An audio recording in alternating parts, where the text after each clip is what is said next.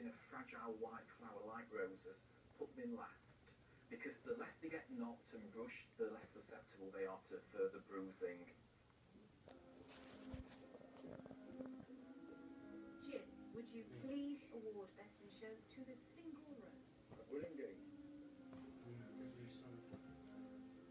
Ladies, Joe and Pebble, Best in Show.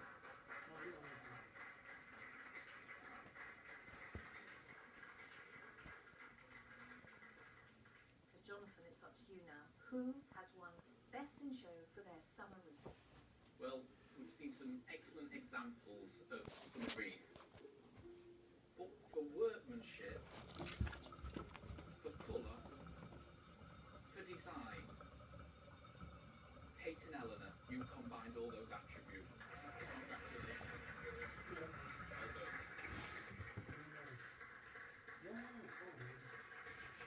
Everybody, you have done brilliantly today. Now it's time to rest and get yourselves ready for the third challenge.